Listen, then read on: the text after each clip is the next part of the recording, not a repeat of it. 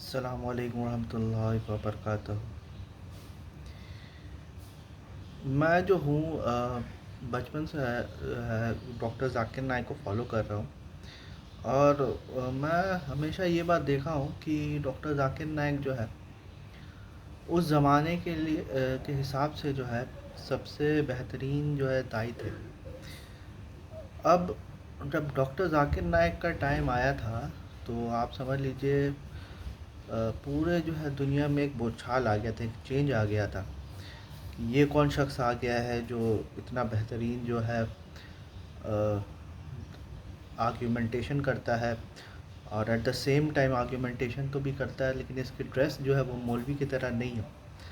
मतलब एक plethora of मतलब एक सुनामी आ गई थी लोगों की, जो लोग अचानक से जो है दीन से इंस्पायर्ड हो गए थे। और ख़ासकर एक तबका जो कि मौलवी तबके से नहीं निकलने वाला एक बंदा था, जो कि इतना फ्लुएंटली इंग्लिश बोल रहा है, इतना सोफिस्टिकेटेड है कि लोगों को लग रहा था कि यार ये जो है इस्लाम जो है ना, ये सिर्फ मौलवियों का दिन नहीं है, पढ़े लिखों का भी दीन है। क्रिटिकल और जो जो सवाल उस वक्त पूछे जा रहे थे ना, वो बहुत ही क्रिटिकल इन नेचर था। और स्पॉन्टेनियसली जो जवाब मिल रहा था डॉक्टर ज़ाकिर नाइक से, उसका जो इफ़ेक्ट है ना, वो इतना हुआ कि अच्छे अच्छे लोगों को इंस्पायर किया, जिसमें से एक मैं भी हूँ। तो उस ज़माने में डॉक्टर ज़ाकिर नाइक आप समझ लीजिए क्रिटिकल क्वेश्चंस आंसर करते थे, और ऐसे क्वेश्चंस आंसर करते थे जो कि उस ज़माने के लिहाज से बहुत डिफ़िकल्ट थे। आज तो अल्हम्दुलिल्लाह जो थोड़ा बहुत भी दीन से कनेक्ट है, उसको सवालों के जवाब पता रहते हैं। लेकिन उस ज़माने में जो लोग दीन से कनेक्ट नहीं थे ज़्यादा, तो वो लोग के लिए जो है बहुत मुश्किल होती थी ये सब सवालों के जवाब देने के लिए। वो इसलिए क्योंकि उस ज़माने में और अभी भी उल्मा जो है ये सब सवालों के ऊपर तवज्जो नहीं देते थे।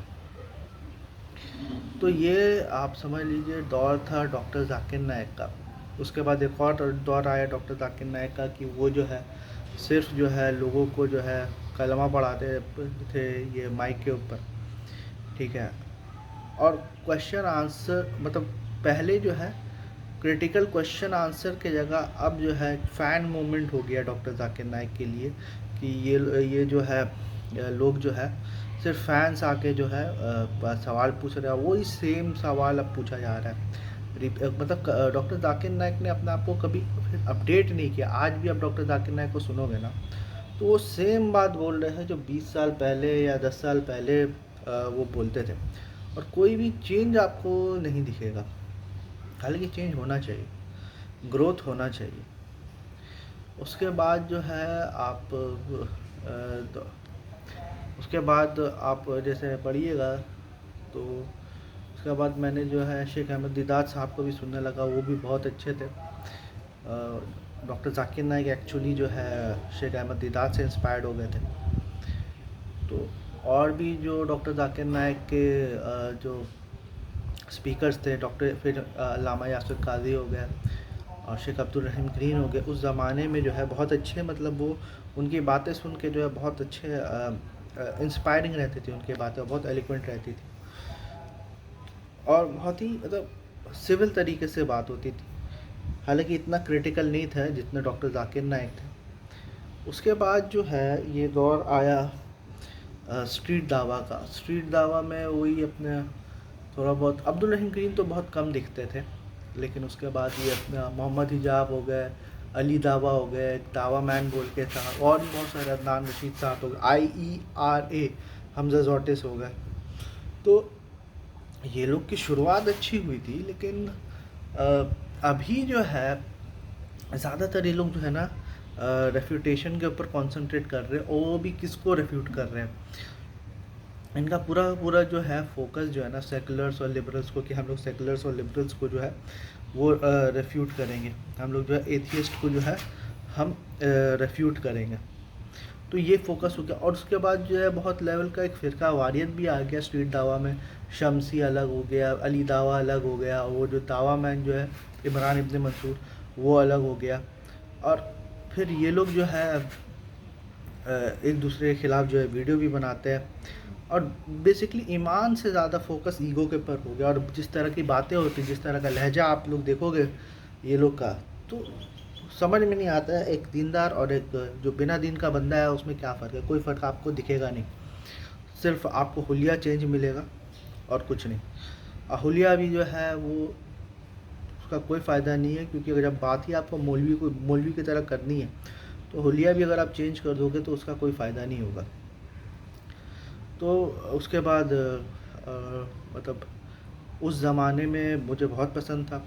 अभी भी थोड़ा बहुत कोई चीज़ को लेके मैं आज भी एडमायर करता हूँ, और वो है डेनियल हकीकत जो, क्योंकि उनका उसके जो लिखावट थी, उसकी जो व्यूज़ थे उस ज़माने में, मतलब जिस तरह से उनकी राइटिंग थी, यकीन इंस्टीट्यूट मुस्लिम मैटर में जो है मैं पढ़ता था तो बहुत बेहतरीन था।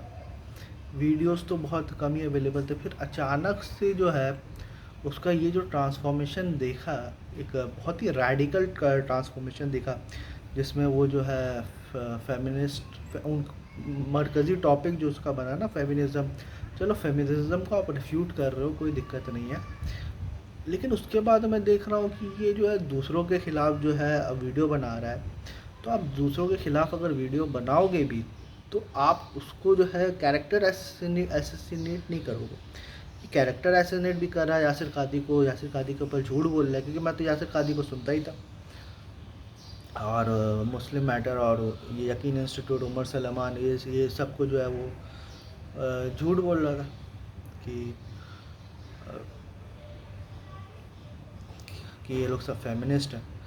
तो चलो वो दौर चला गया, ठीक है। उसके बाद एक डिबेट का दौर आया, जिसमें डेनियल हकीकत जो है ये अपना क्या बोलते हैं उसका, मॉडर्न डे डिबेट है, उसमें डिबेट करना स्टार्ट किया। बहुत हद तक उसने इस्लाम को रिप्रेजेंट किया, ठीक है। लेकिन प्रॉब्लम उसके बाद क्या हो गया कि इस्लाम के रिप्रेजेंटेशन से ज़्यादा जो है ना, लोग इस्लाम से दूर और अब नफ़रत करने लगे। स्टार्ट कैसे हुआ था? स्टार्ट ऐसे हुआ था कि डॉक्टर जाकिर नाइक के वजह से जो है लोग जो इस्लाम के करीब आने लगे, जिनको जो है इस्लाम का जो है इतना पता नहीं था। अभी क्या हो रहा है कि ये दाइयों के वजह से, डेनियल हकीकत जो हो गया, मोहम्मद हिजाब हो गया, अली दावा हो गया, तो ये दाइयों के वजह से लोग जो है इस्लाम से दूर जा रहे हैं।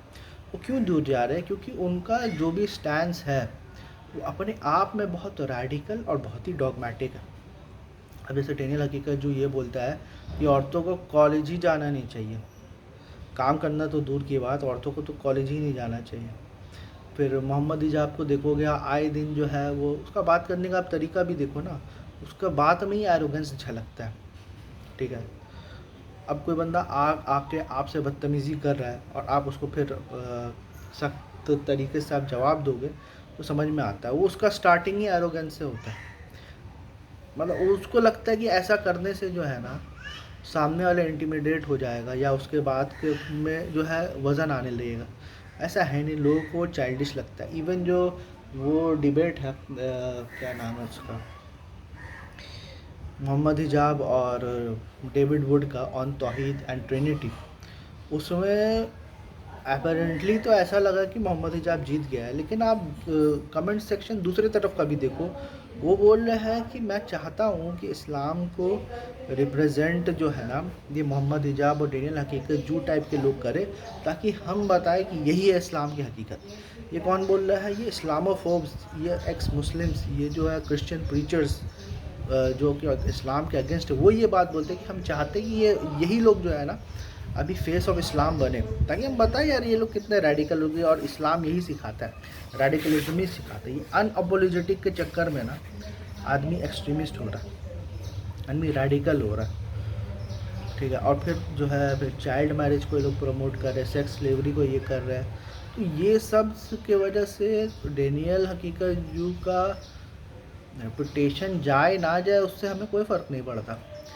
ये सब चीज़ से सबसे ज़्यादा दिमाग ख़राब होता है कि इससे इस्लाम का रेपुटेशन जो है ख़राब हो रहा है। कि अगर इस्लाम का रेपुटेशन इन लोगों की वजह से ख़राब हो रहा है, फिर अभी आइए आप अपने यहाँ हमारे देसी दाइस जो है कैसर अहमद राजा साहब हो गए, फिर अपने साहिल अदीम साहब हो गए।